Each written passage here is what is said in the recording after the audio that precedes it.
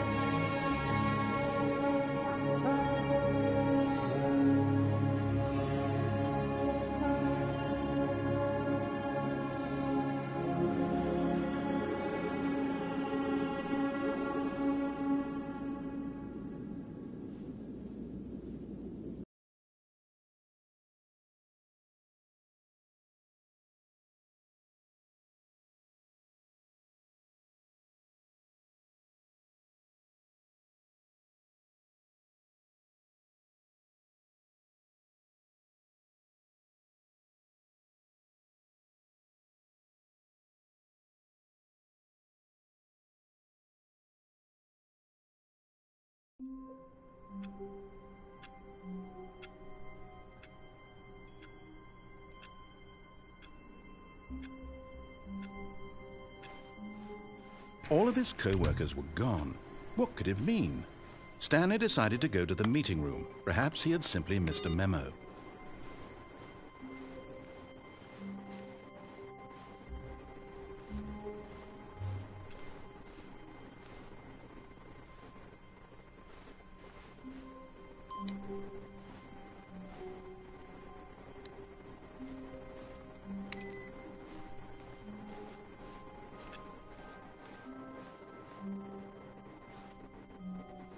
Oh, good. You notice my sign. Yes, I have something very exciting to show you.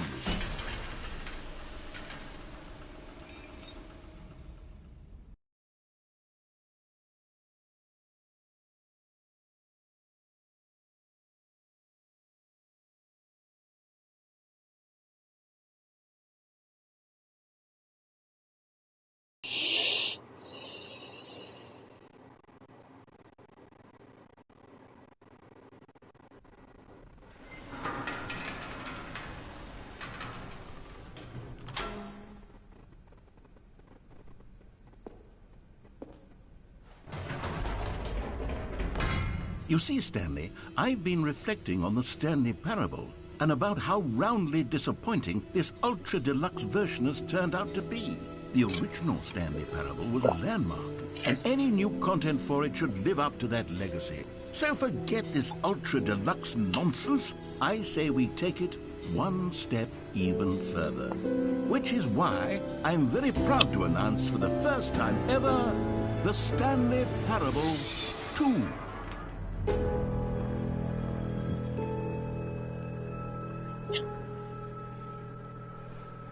Yes, you see, isn't this far superior to a measly port with a few minor additions? Think of all the new territory we'll cover with a fully fledged sequel. An entirely new experience, built from the ground up.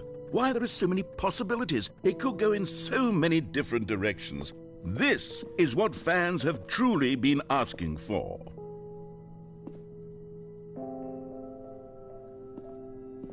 Calling it the Stanley Parable 2 is just so much catchier than Ultra Deluxe, don't you think? Ultra Deluxe? What does it even mean? But the Stanley Parable 2, now that's an artistic statement right there. It's future-oriented. It screams progress and innovation and long-term franchising potential.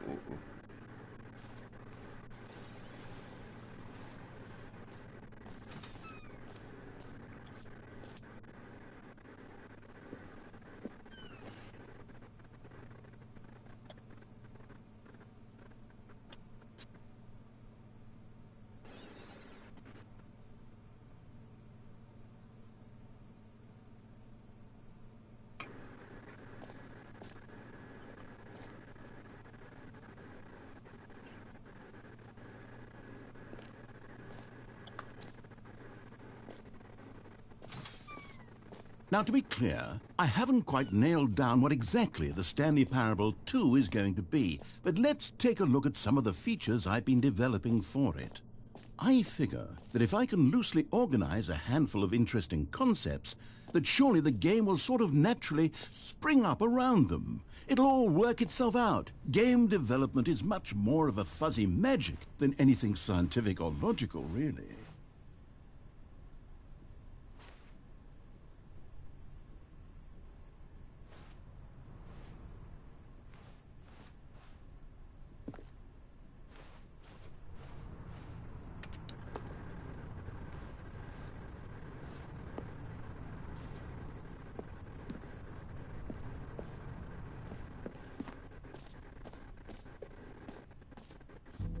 Here we are. Go on, try out some of the new features.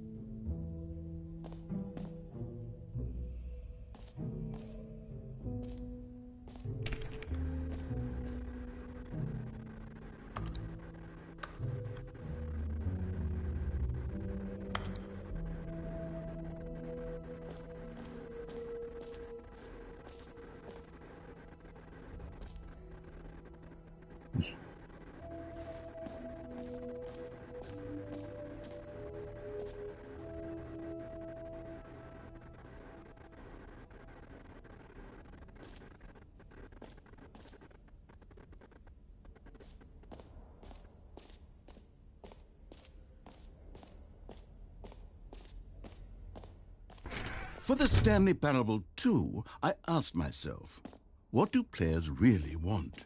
And of course, the first and most obvious answer is that they want to be individually recognized and validated as people. So with that in mind, my first addition to the game is this button which speaks the name of the person playing the game. Isn't that wonderful?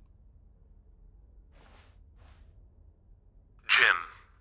Sorry, I should have clarified. Right now, the button only says the name Jim. But of course, in the final game, this button will say your name, whatever name that is. Here, let's have you role play as Jim to really simulate the full experience of this feature. Just play along. I promise you'll love it.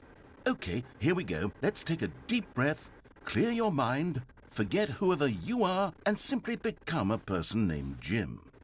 I want you to imagine yourself living as Jim, sleeping and waking as Jim, falling in love and being heartbroken as Jim, seizing all of the world's possibilities as Jim, and as Jim watching your dreams crumble into dust. Jim. Whoa, hold on. I wasn't finished setting up the backstory. If you don't properly roleplay as Jim, then you'll never understand the impact of this button. Otherwise, it's just a stupid button that says somebody else's name. Okay, we're doing it again, and this time let me finish first. Now, allow yourself to become Jim. Jim. All right, fine, whatever. It's just a meaningless button that says Jim. Are you happy now? Get out of here. I'm done with this button. Why don't you go humiliate me in front of a different feature that I worked very hard on?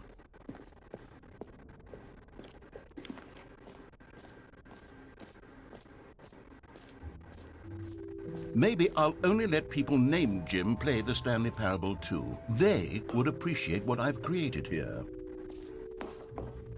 An epilogue would be fun, wouldn't it, Stanley? Yes, it will go at the end of the, well, we'll figure that out later.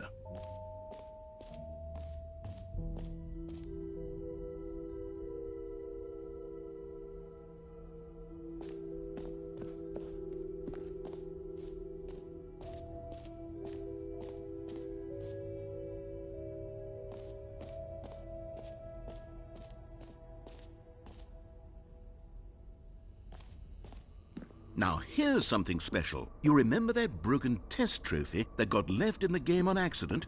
Well, I'm developing a technology to simply give you the trophy. Yes. You see, you'll come to this lever, and when you pull it, the trophy will be given to you. It's as simple as that.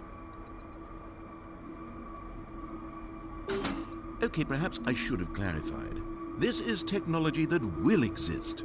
Right now, the trophy is still fully broken. I'm not a wizard, Stanley, but I guarantee it will be fixed in the sequel to at last satisfy the hordes of ravenous fans all over the world who have been uproariously demanding this feature. Gamers, we hear you, and I promise it will happen.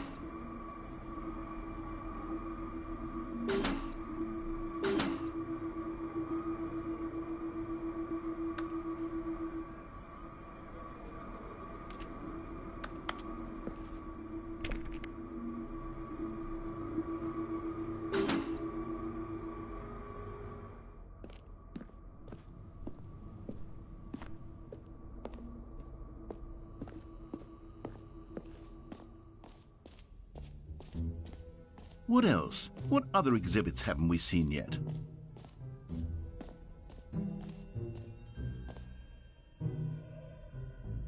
Okay, I'll be honest, I haven't yet decided on this one. I think that in the new version, the office could use a bit of decoration, like balloons. But I'm undecided on Get Well Someday and Happy 12th Birthday. Which would you go with? You know, sometimes when you solicit another person's opinion, it makes you realize that you knew which one you actually really wanted all along. Get Well Someday it is.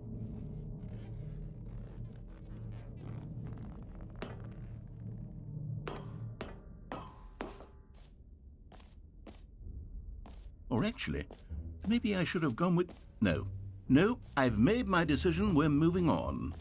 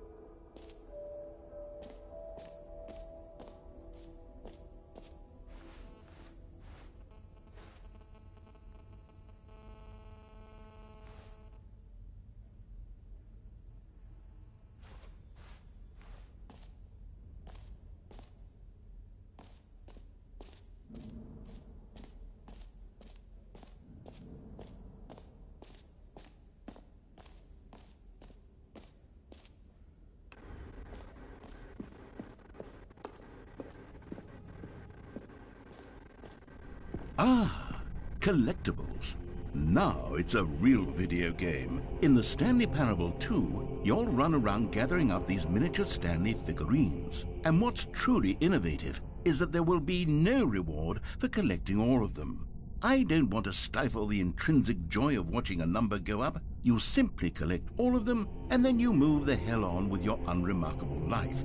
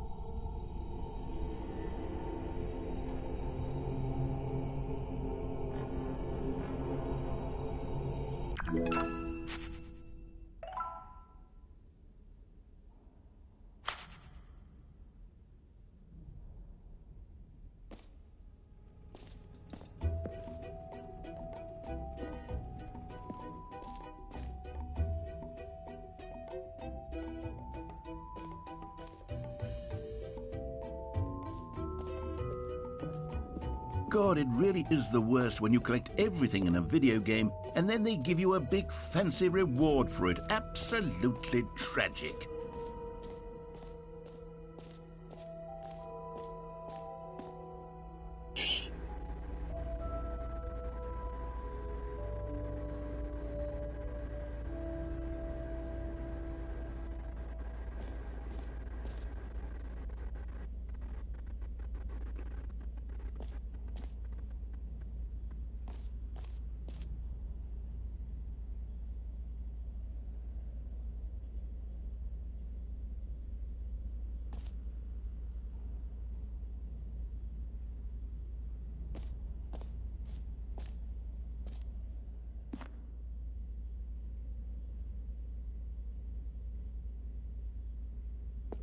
Stanley, here's an idea that I'm truly fond of. It's never been done before in a video game. This is, in fact, a hole that you can fall down forever. That's right. Infinite falling. You can fall until the end of time, if you like. A stunning leap forward for video games as a medium.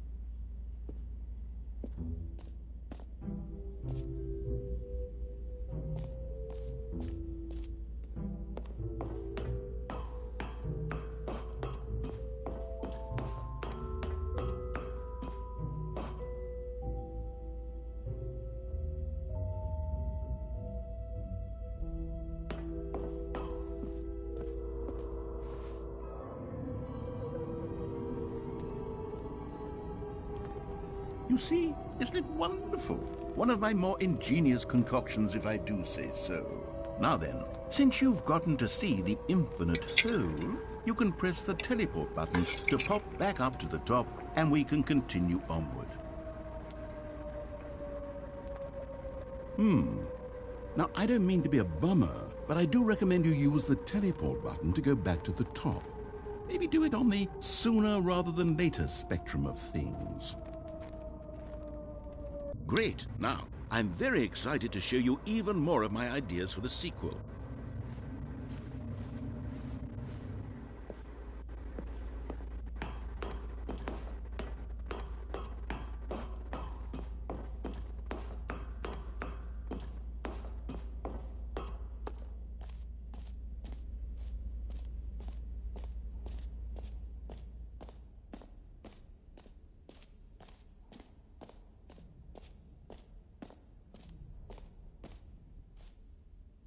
You know what? Let's bring the jump circle back for Stanley Parable 2 as well. It's a... Oh, wait. You already spent all your jumps the first time we saw the jump circle? Oh, well. I suppose it can just be a nice decorative piece, then.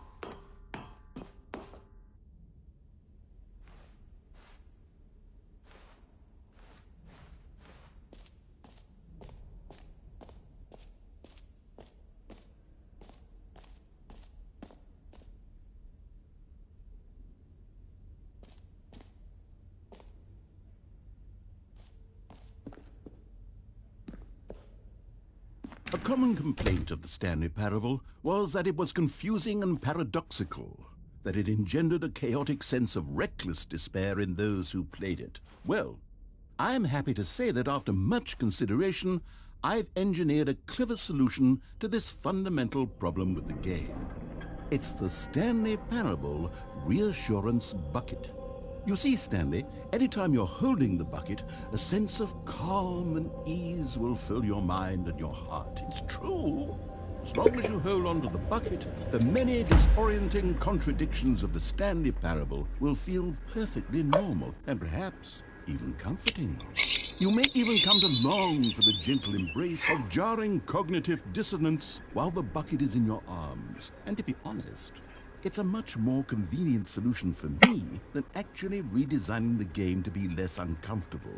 Can you imagine what a pain in the ass that would be? Yes, the bucket is the perfect solution. Come on, give it a try.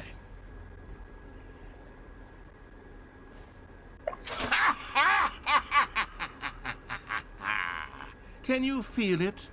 The glow of comfort, even in the face of crushing despair, must already be sweeping through your body. And in fact, can I say that I do believe the bucket lends you an air of charisma as well? I think that just holding it has made you the slightest bit more attractive as a person. The benefits of the bucket seem to go on, don't they? All this and more await you in the Stanley Parable 2.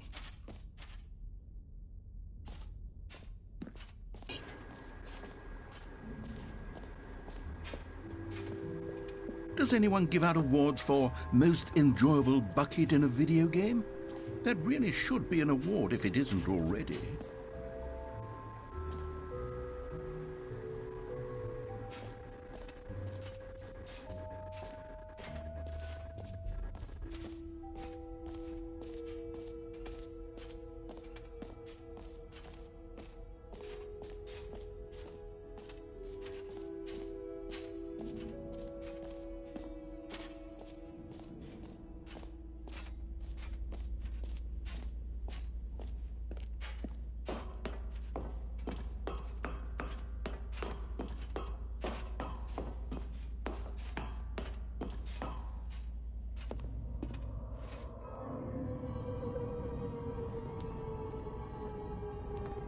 Okay, and I guess we're back in the hole now. Did you really need to see it again? I don't know what else there is to say, Stanley. It's an infinite hole.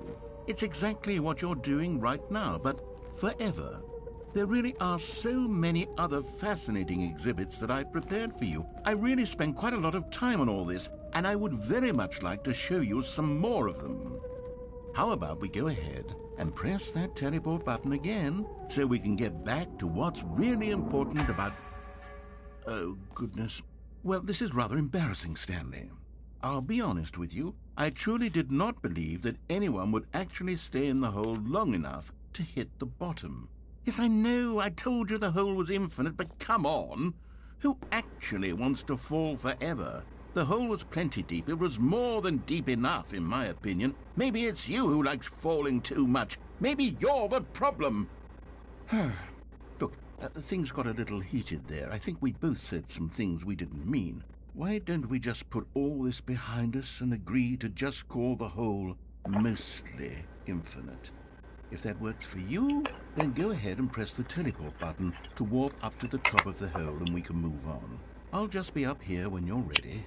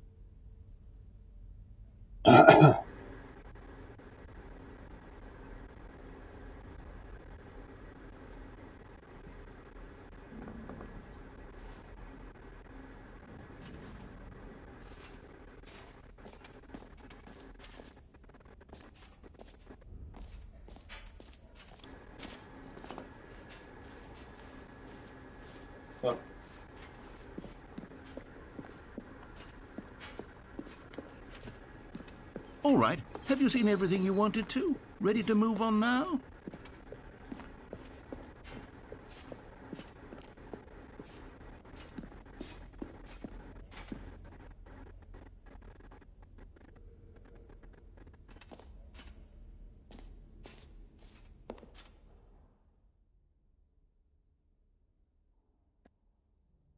So, Stanley, what do you think?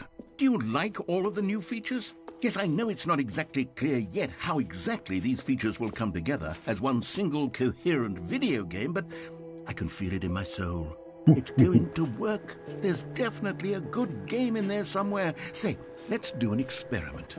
I'll arrange these new features together, and we'll see whether or not it coheres into a meaningful gameplay experience. Okay, are you ready? Here it is. I give you the Stanley Parable 2.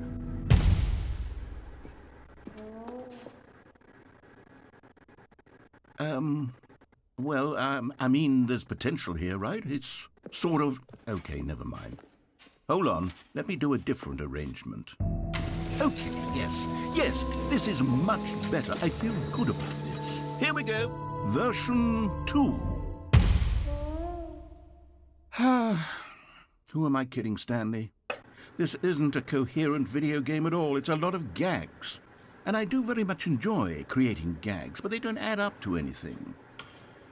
I wanted more than anything to create a sequel that would capture all the magic of the first game. I wanted fans to love it. No matter how good these gags are, they won't stand on their own. They would need the structure and the gameplay of the original. Wait, maybe that's it.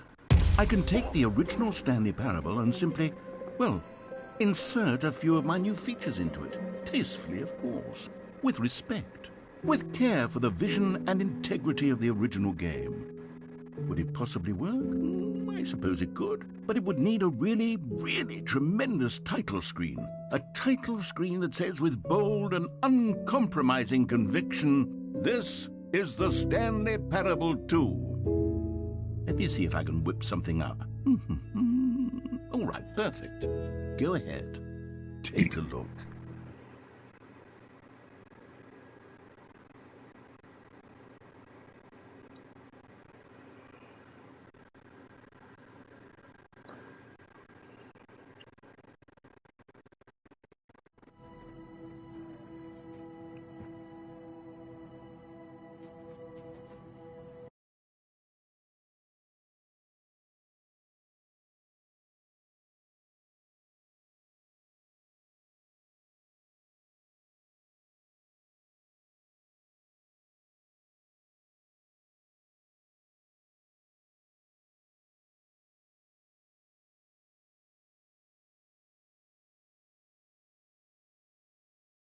This is the story of a man named Stanley.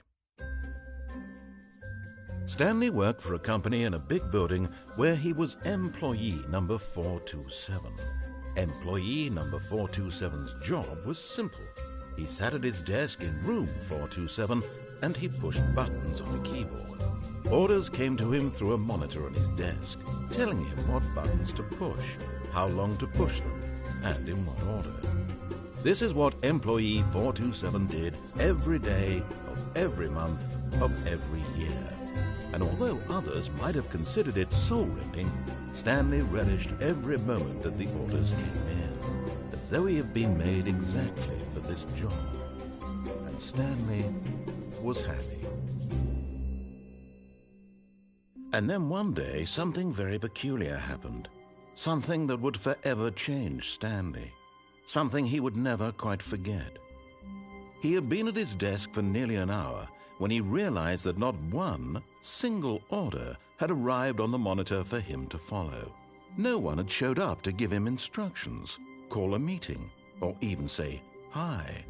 Never in all his years at the company had this happened, this complete isolation. Something was very clearly wrong. Shocked, frozen solid, Stanley found himself unable to move for the longest time. But as he came to his wits and regained his senses, he got up from his desk and stepped out of his office.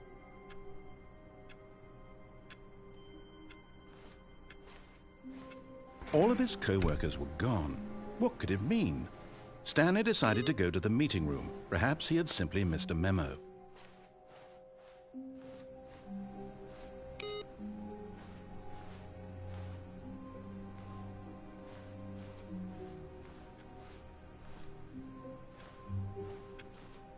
Stanley felt the bucket calling to him, begging him to pick it up. Why was he not doing it?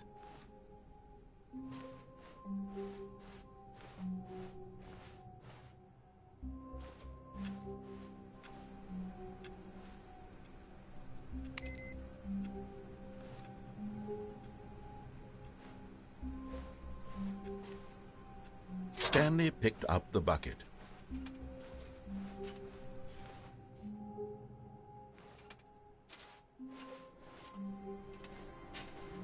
Stanley clung the bucket to his cheek. Could his co-workers really all be gone?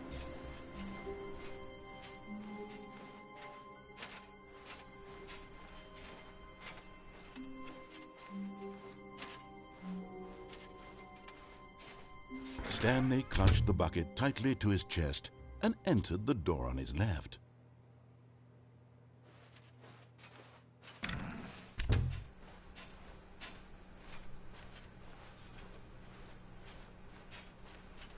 Still no one was here.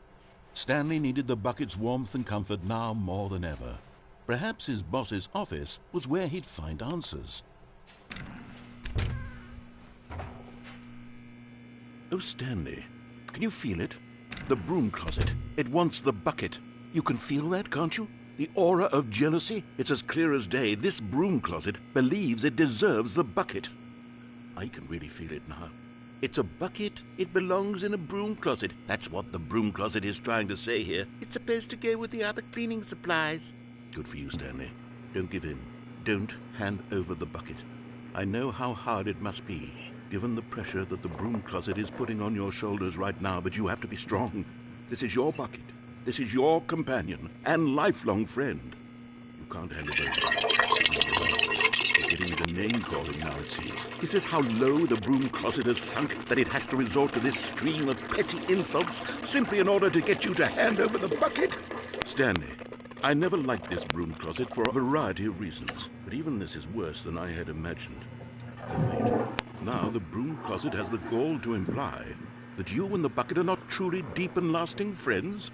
That your relationship is purely superficial and convenient?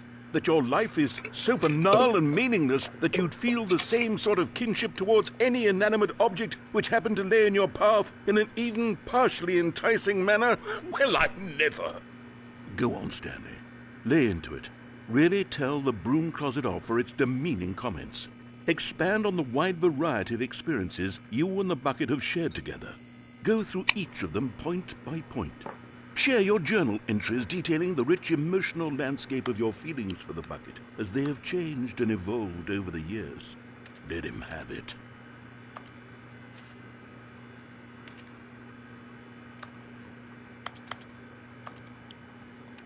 Okay, I've got you something which I think will help settle this debate once and for all. Here we go. There. Now it's settled. No more debate, no more discussion. Take a hike, broom closet, with all your meandering philosophical diatribes about the nature of cleaning supplies and their relationship to broom closets in the natural order of things.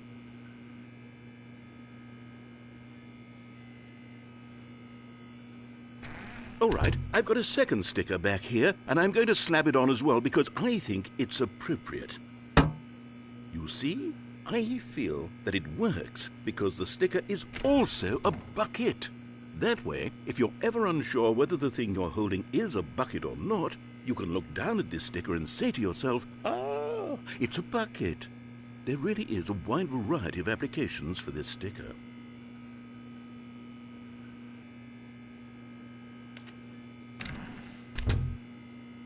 You know what? I could take the name-calling and the dismissal of your kinship with the bucket, but now the broom closet is just giving us the silent treatment. And to be honest, I'm sick of the pettiness on display. You can stay here all you like, but I've had it with this impetulant room of cleaning supplies. Easily the most childish such room I've ever been in. I'll see you outside, and we can get on with the story about you and your bucket.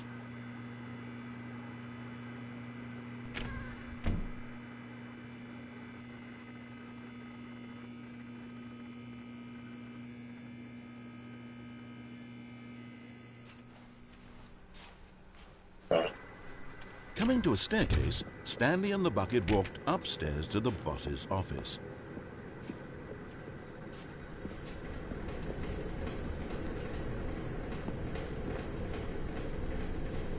You found one of them. One of the miniature Stanley figurines. Remember, no reward for collecting all of these, only the intrinsic pleasure of a job well done. You can't buy that sort of happiness, Stanley. God knows I've tried. So, I implore you to savor each and every moment you come across one of these beautiful figurines.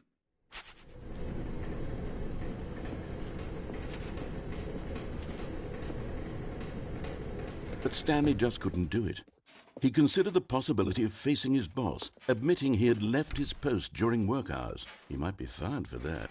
And in such a competitive economy, why had he taken that risk? All because he believed everyone had vanished? His boss would think he was crazy. And then something occurred to Stanley. Maybe, he thought to himself, maybe I am crazy. He looked down at the bucket in his arms. Am I crazy? He asked the bucket. The bucket returned his gaze, but said nothing at all. That's strange, Stanley thought. Usually the bucket is a source of guidance and wisdom for me in difficult times such as these. He held the bucket close, yet felt none of its familiar reassurance and comfort.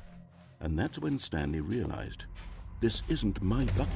It's just a normal, everyday bucket. Someone else's bucket, perhaps. How did I end up with someone else's bucket? This is all terribly wrong. Surely no good would come from this. Who knows what sorts of bizarre hallucinations Stanley might experience without the psychologically grounding presence of his bucket. And indeed, now he noticed that the rooms were repeating, which was, of course, very odd. And now he felt himself floating off the ground. Oh, gracious, he exclaimed. Without my bucket, I've gone truly mad. Where is it? I must find it. Far off in the distance now, he heard it, calling to him. Stanley! Stanley, it's me, the bucket. Could it truly be? He rushed forward from room to room, passing by one bucket after the next. None of them were his. None of them were his special bucket. Come to me, Stanley. Find me. He had to find the bucket. He had to return to his old friend. It was the only way to truly restore his sanity. And then suddenly, he froze dead in his tracks. He knew where the voice of the bucket had been coming from. The real bucket was inside of him all along. It was incredibly painful. Stanley doubled over in agony and blacked out.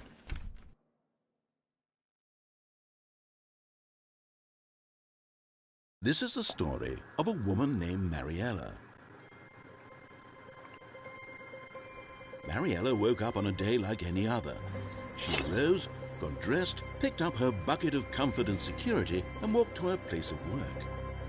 But on this particular day, her walk was interrupted by the body of a man who had stumbled through town, talking and screaming to himself, and then collapsed dead on the sidewalk. Right away, she knew what the problem was.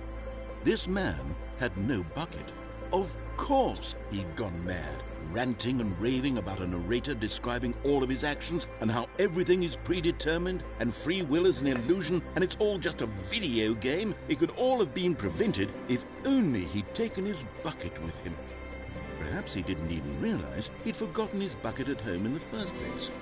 How cruel the world can be, Mariella thought, and she hugged her own bucket even tighter. But of course, she had no time for this. There were a myriad of confusing problems she would soon have to confront at work, for which her bucket would provide absolute guidance and total clarity on everything. Heck yes, she thought to herself, my life kicks ass. And she backflipped all the way to work.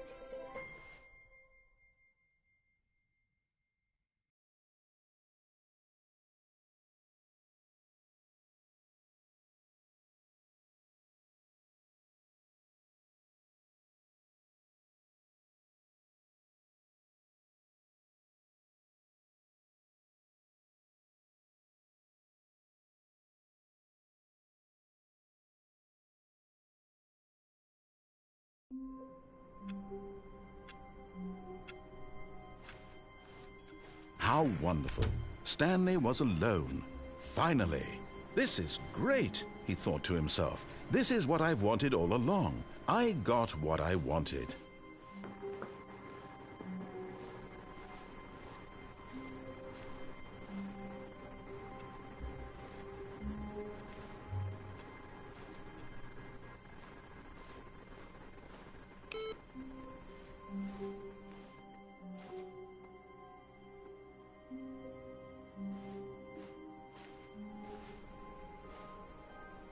Stanley lifted the bucket into his arms, and a wave of comfort rushed over him. Stanley clutched the bucket tightly to his chest and entered the door on his left. This was not the correct way to the meeting room, but Stanley had felt the bucket calling to him, telling him that the employee lounge was simply the place to be. And here it was. Had the bucket turned out to be correct? Was this better than the meeting room? Yes, Stanley thought to himself. Yes, perhaps it truly was. How insightful the bucket turned out to be. No, never mind. The bucket was wrong. Stanley took the door on his left to go back to the meeting room.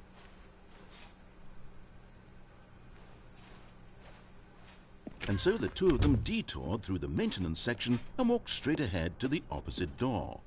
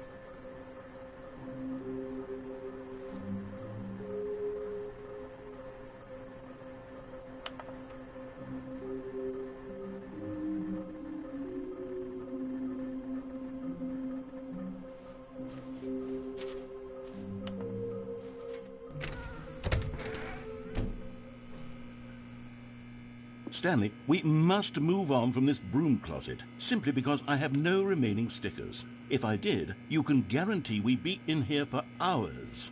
But alas, no stickers.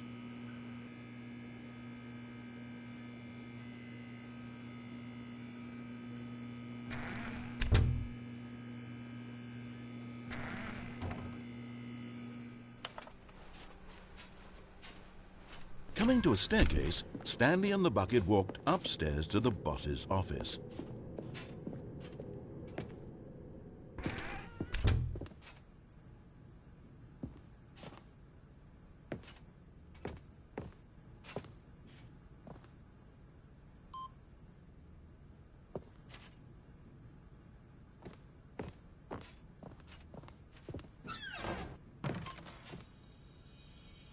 Another miniature Stanley figurine. This, there really must be a snappier name for these things. What about mini-stands? Stanley figs? Or what about Stanlerines? Yes, I think I like that. Another Stanlerine under your belt.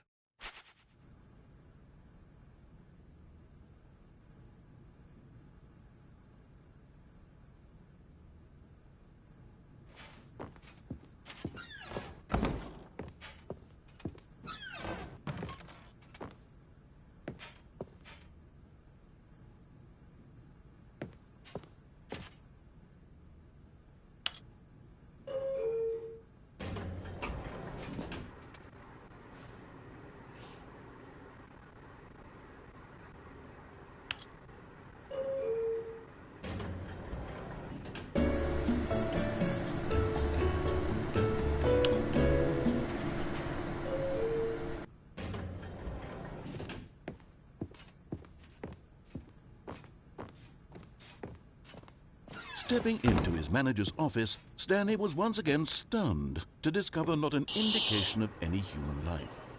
Crushed by the weight of this revelation, Stanley may have broken down into an emotional dumpster fire if not for the soothing presence of the bucket. Even now, in his darkest of hours, did the bucket's warmth and guiding light pierce the dark clouds of confusion and chaos. It would be with him always. The bucket would, and he knew it. The two of them were inseparable. At this point, Stanley was so absorbed in the tender spiritual connection he shared with the bucket that he didn't notice the keypad behind the boss's desk. Nor in his bliss of simply being near the bucket did he have any notion that the PIN number for the keypad was 2845. But Stanley guessed the correct code by sheer luck. Was it that the bucket knew all along? Was the bucket guiding him? Yes, this is certainly the most logical explanation. Okay, I'm going back to the name of these little Stanley figurines, and now I'm torn between Stanlerines and Figlies. What do you think, Stanley? What name better encapsulates the intrinsic sense of happiness that you get from seeing a small number in the corner of your screen go up by 1? Let me sit on it. I'm sure it will come to me.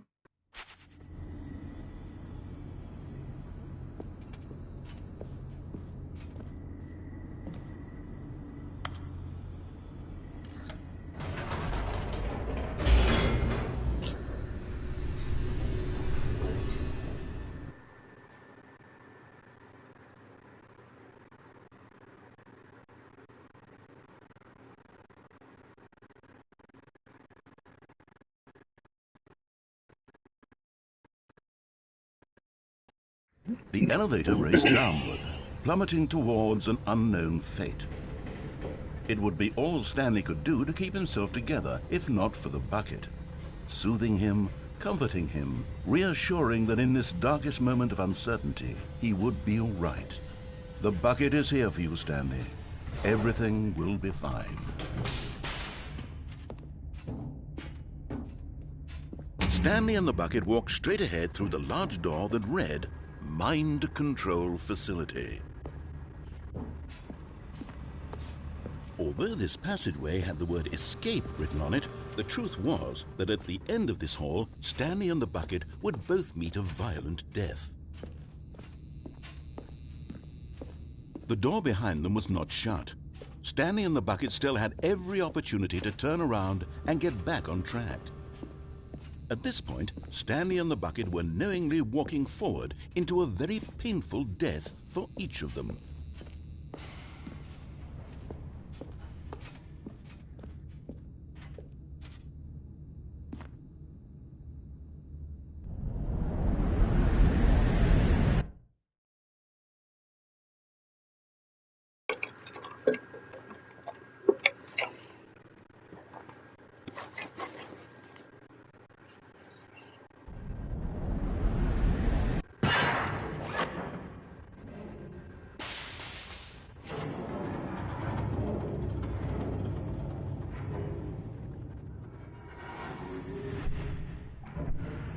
As the machine whirred into motion and Stanley and the bucket inched closer to their demise, Stanley reflected on how meaningless the bucket's warmth and comfort had turned out to be. To be sure, it puts the mind and the soul at ease to embrace the bucket, but what use is a sense of ease when you're about to be crushed to death? This is what Stanley thought to himself, and he sort of kicked himself for wasting so much time carrying a bucket everywhere. Farewell, Stanley.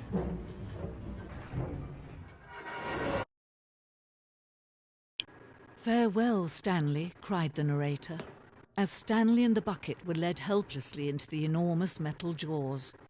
In a single visceral instant, the bucket's life came to an end as it was crushed violently to death.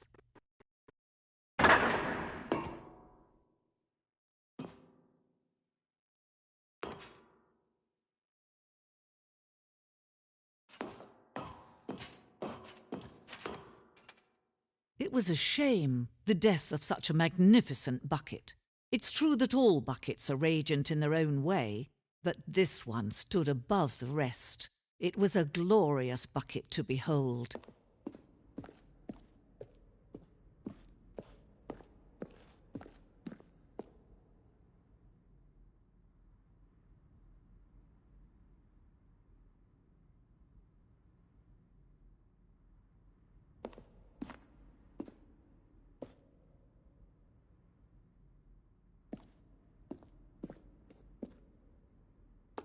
Can you see how arrogant it was for Stanley to take a bucket like this and to claim it for his own?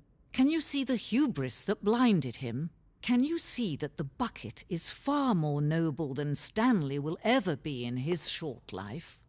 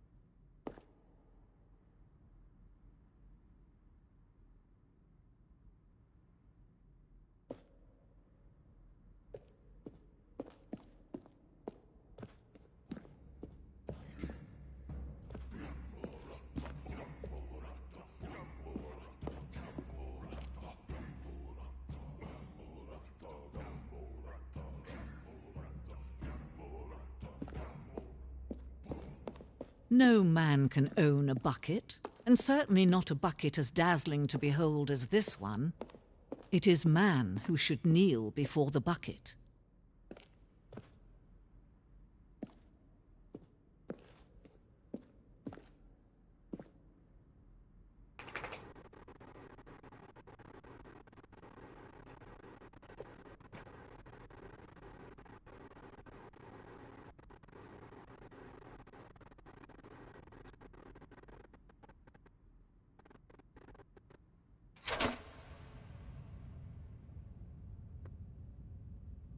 But there is something we can do together, you and I, that will right this terrible wrong. Let Stanley die. Let him be crushed by the machine. Don't reset the game. Don't give him another opportunity to run off with another beautiful bucket. We can save the world's buckets from their treatment as tools and implements if only we let Stanley die together. The bucket shall take its place as ruler, as leader, as commander of a new world, a new vision.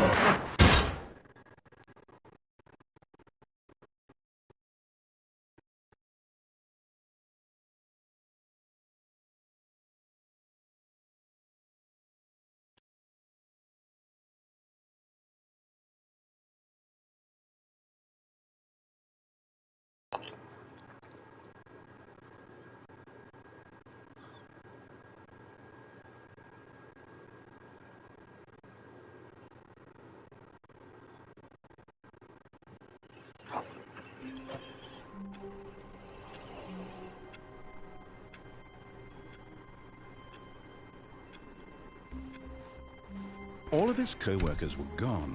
What could it mean? Stanley decided to go to the meeting room. Perhaps he had simply missed a memo.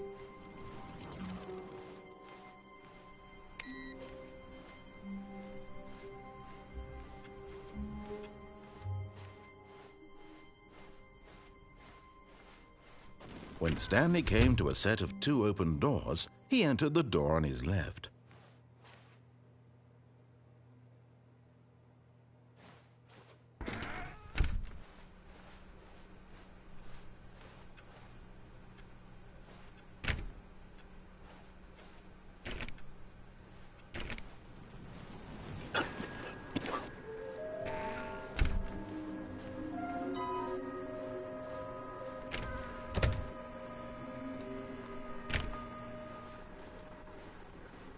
Coming to a staircase, Stanley walked upstairs to his boss's office.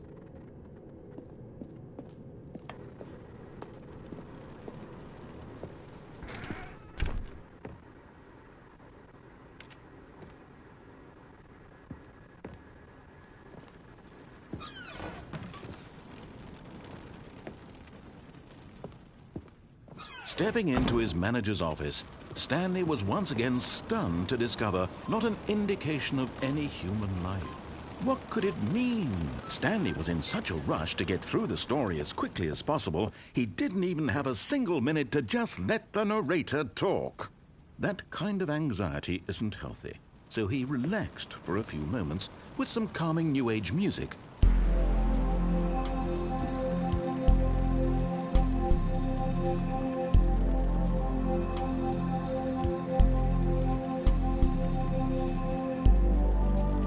Feeling soothed and rejuvenated, Stanley calmly walked forward into the opened passageway.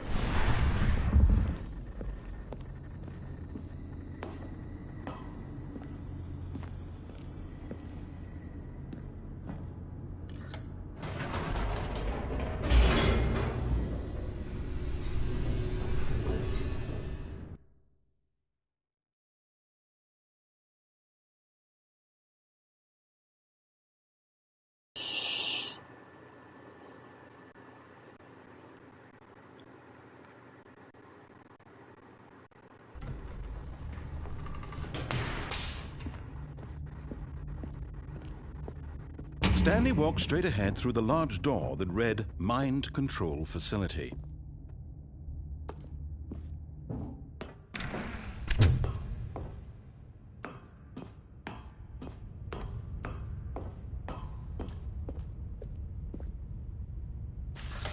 The lights rose on an enormous room packed with television screens. What horrible secret did this place hold? Stanley thought to himself. Did he have the strength to find out?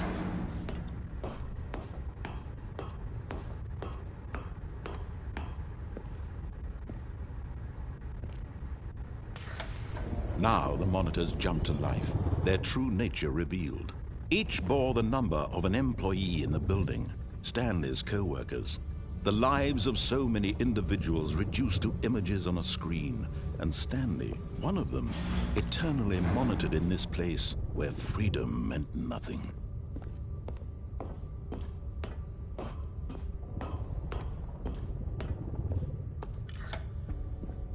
This mind control facility, it was too horrible to believe. It couldn't be true. Had Stanley really been under someone's control all this time? Was this the only reason he was happy with his boring job? That his emotions had been manipulated to accept it blindly?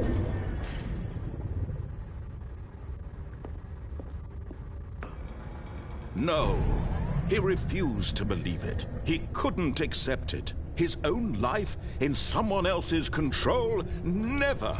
It was unthinkable, wasn't it? Was it even possible?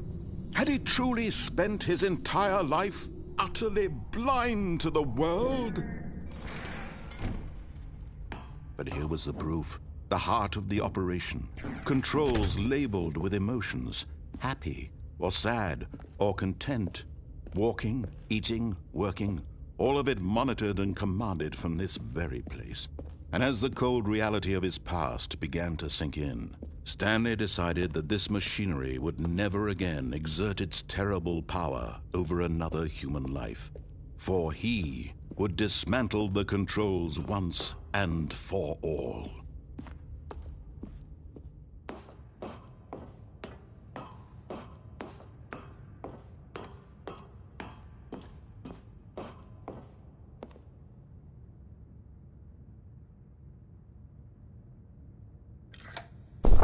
Oh, Stanley, you didn't just activate the controls, did you? After they kept you enslaved all these years, you go and you try to take control of the machine for yourself. Is that what you wanted? Control? Oh, Stanley, I applaud your effort, I really do. But you need to understand, there's only so much that machine can do.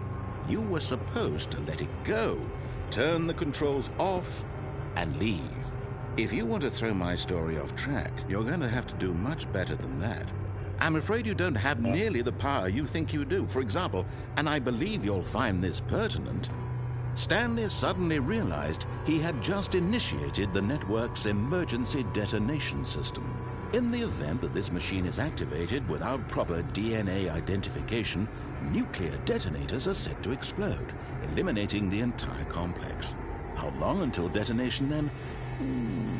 Let's say, 2 minutes.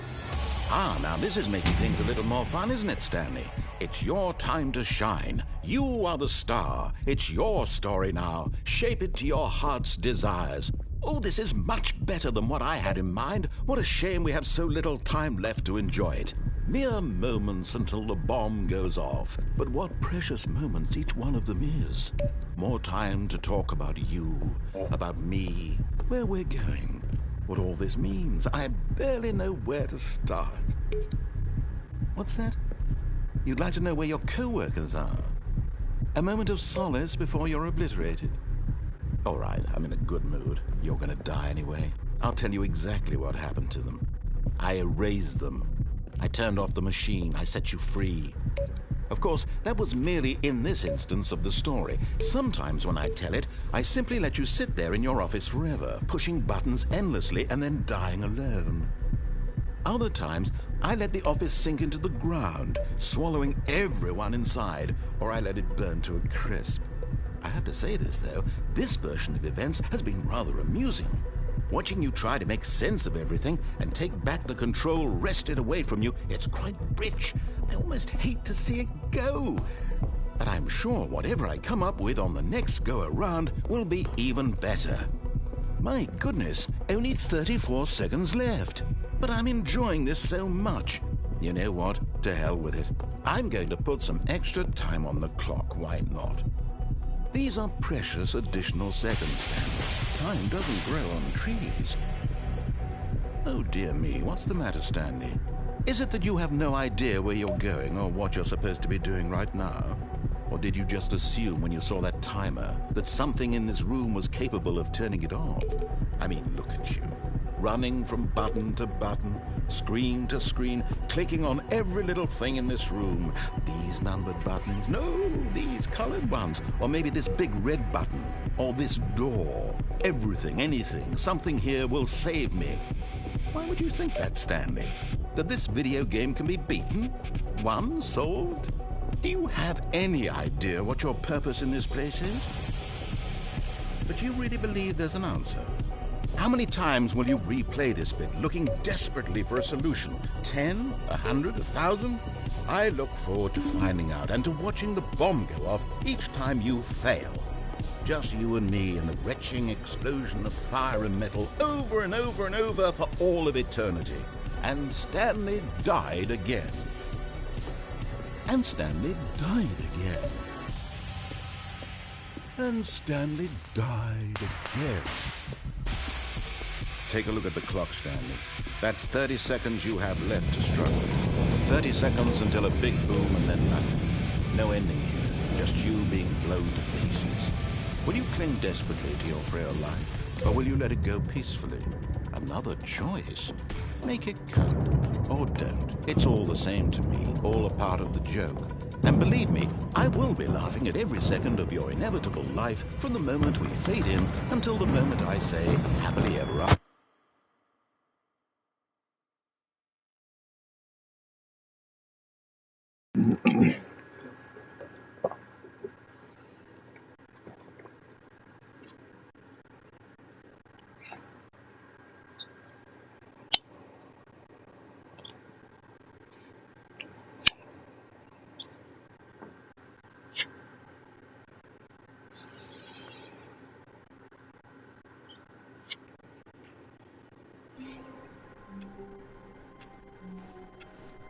Even now, Stanley's office was a distant memory.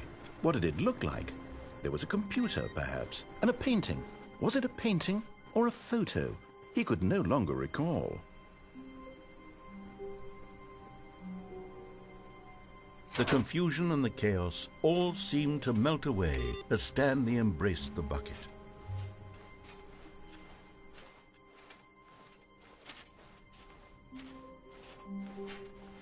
Stanley clutched the bucket tightly to his chest and entered the door on his left.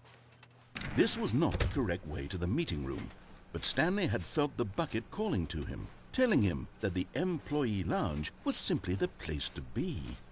And here it was. Had the bucket turned out to be correct? Was it? No, never mind. The bucket was wrong. Stanley took the door on his left to go back to the meeting room.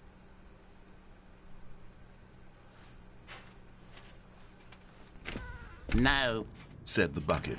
don't go to the meeting room. Go somewhere else. The cargo lift, yes. Go there. Go to the cargo lift. Good, Said the bucket. now ride the lift all the way to the top. There's something up there I need you to do. Stanley did not question why or how this bucket was speaking to him. It should have alarmed him, of course, because buckets can't talk. But Stanley chose not to think about this obvious fact.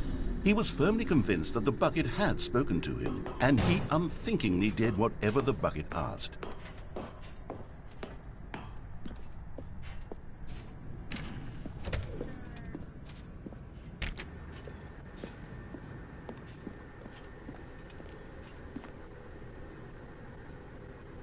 No, stop. Look there on the wall. You see, there's a sign right there. It says, "No buckets past this point." Stanley, how could you think it was okay to bring the bucket here? Unless, what if the problem is that you actually don't know what is a bucket and what isn't a bucket?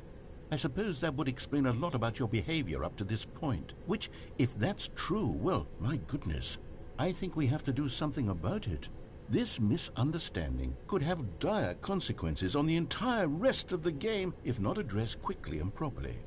So much of the impact of the story is dependent on your understanding of what is and isn't a bucket. Please, step in here for a moment.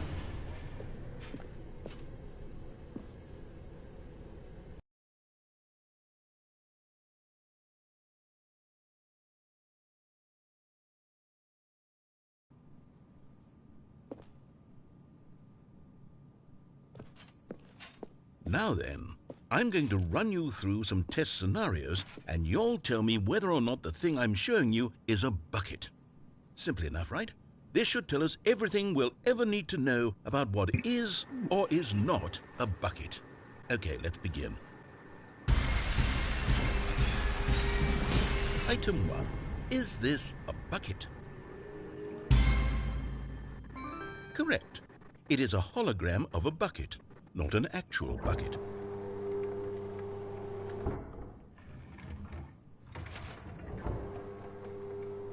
Item 2. Is this a bucket? Correct. It is a 3D printed recreation of a bucket, not an actual bucket.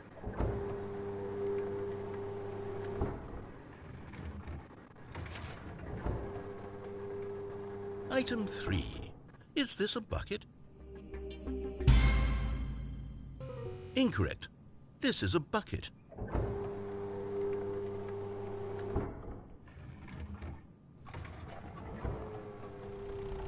Item 4. Is this a bucket? What? Are you hallucinating? This is a tractor. It's an enormous machine that tills the earth. I thought this was a gimmick. How on earth did you manage to screw it up? Absolutely incredible. Let's just move on to the next one.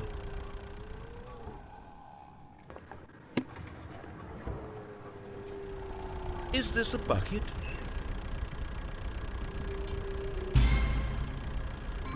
Correct. This is a bucket.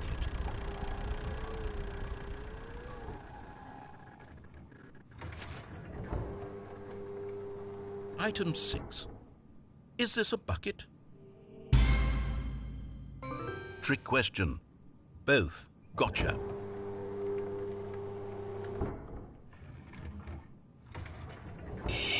Wait, hold on. I can't find the next one. Let me see. It should be around here somewhere.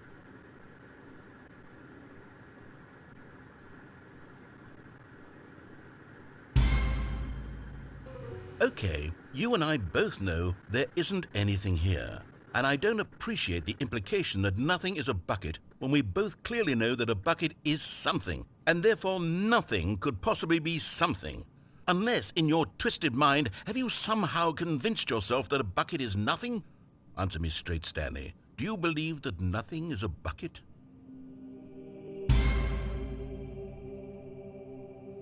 You know what? I'm too confused to even sort it out. I've lost all sense of perspective. What is a bucket? What isn't a bucket? Mere moments ago I could answer these questions with confidence, and yet now I'm somewhat adrift. Do any of us know what a bucket is? Am I a bucket? Stanley, I can't keep doing this. I'm losing myself, and myself was all I ever had to begin with. I'm afraid the bucket is threatening to tear our relationship apart. I can't have that. I'm sorry, but I'm going to erase all buckets from the game entirely. Okay, here we go.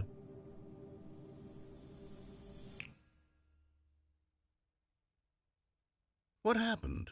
Is everything gone? Why did everything disappear? Wait, was everything a bucket? Every single thing in the game was a bucket. Oh my God, I had no idea. How could... Except me. I'm not a bucket after all. And you, Stanley, you're still here. You're not a bucket either. Oh, this is wonderful news. We're not buckets. Yes, I actually feel much more at ease right now. It's delightful to get some clarity on that issue, but it doesn't change the fact that we haven't got a game. So, tell you what, I'll reset everything and we'll put back all of the buckets, okay? And we'll know that it's all a bucket. But if you run into anyone else, maybe don't mention that. Who knows what that information might do to a person? All right, here we go.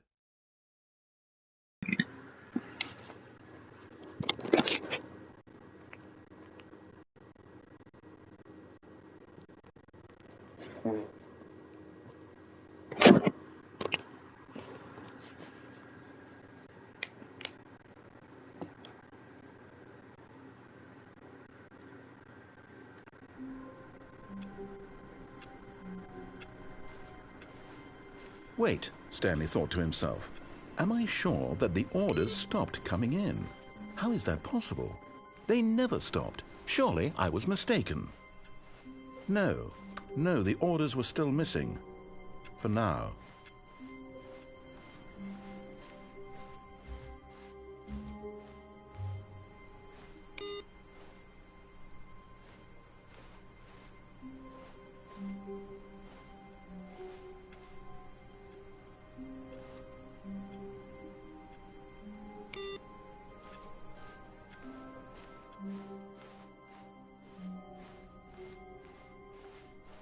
When Stanley came to a set of 2 open doors, he entered the door on his left.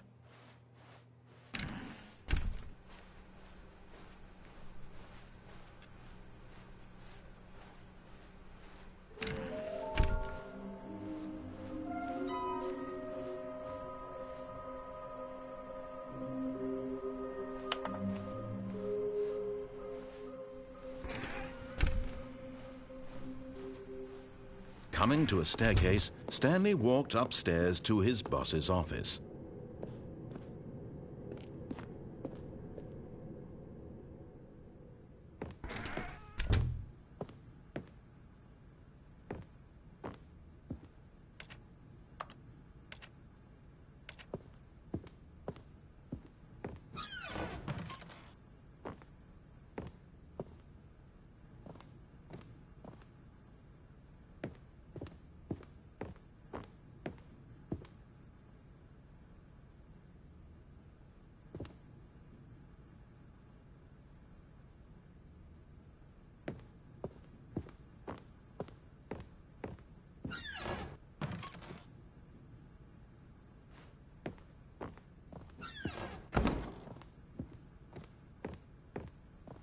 Okay, I think we all know the drill by now. Blah, blah, blah. Dark secrets, the keypad, Stanley pushes some buttons. Oh, hey, look, it's a new passageway.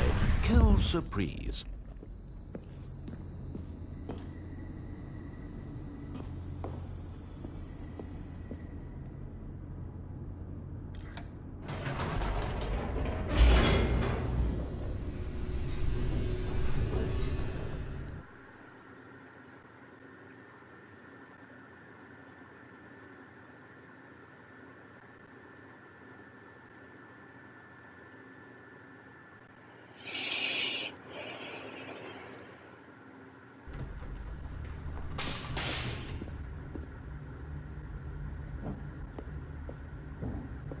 Stanley walked straight ahead through the large door that read Mind Control Facility.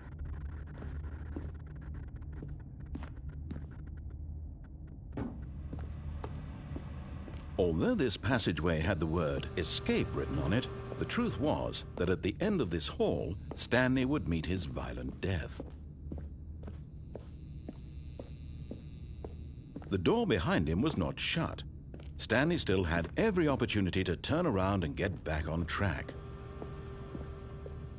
At this point, Stanley was making a conscious, concerted effort to walk forward and willingly confront his death.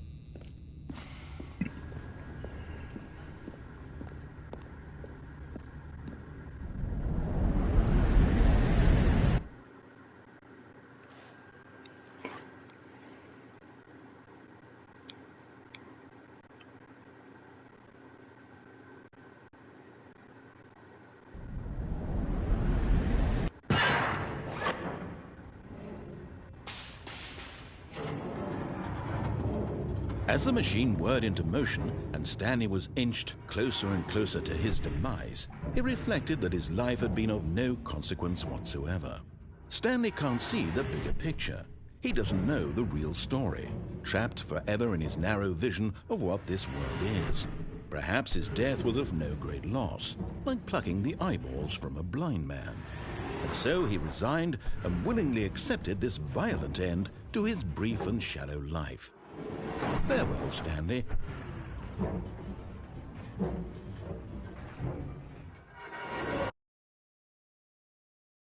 Farewell, Stanley, cried the narrator, as Stanley was led helplessly into the enormous metal jaws.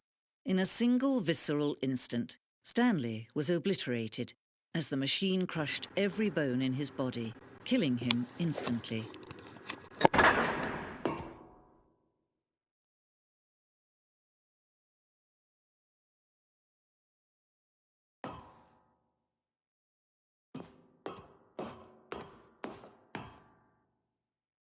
And yet it would be just a few minutes before Stanley would restart the game, back in his office, as alive as ever. What exactly did the narrator think he was going to accomplish? When every path you can walk has been created for you long in advance, death becomes meaningless, making life the same. Do you see now? Do you see that Stanley was already dead from the moment he hit start?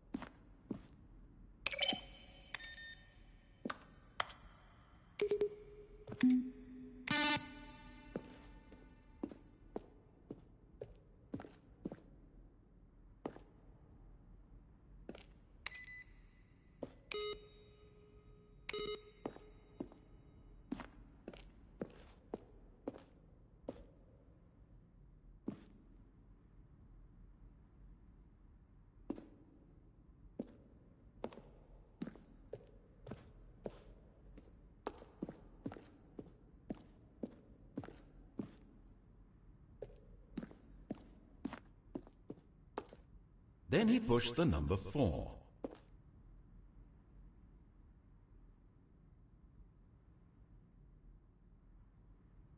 Now look closely, Stanley. See how it's impossible for the player to do anything in this room? Perfect example of poor level design, textbook mistake. It's the kind of thing you'd pick up on intuitively if you had even the most fundamental understanding of good and bad game design. But of course, you being you, you'll probably spend the next hour trying to solve it. Here, I'm just going to make this easy on you. Stanley at the top of the facility to end this injustice. Stanley pushed the big red button. Stanley pushed the orange lever. Still nothing? I don't know. Well, in that case, I'll tell you what, you win. Congratulations. You did it. I know you put in a lot of hard work, and it really paid off, so good job. What do we do now? I don't... Stanley, where are you right now? Where am I? Now look closely, Stanley.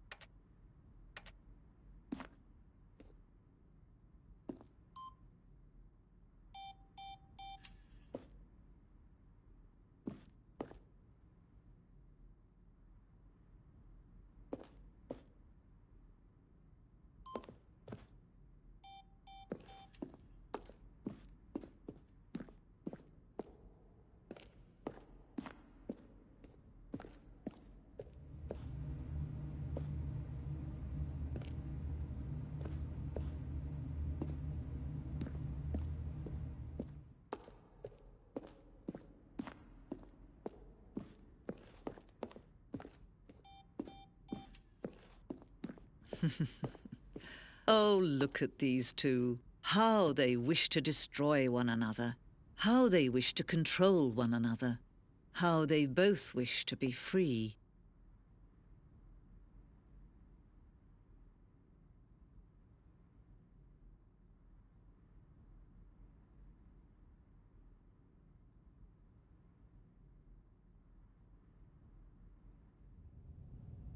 Can you see? Can you see how much they need one another? No, perhaps not. Sometimes these things cannot be seen. But listen to me. You can still save these two. You can stop the program before they both fail. Turn off your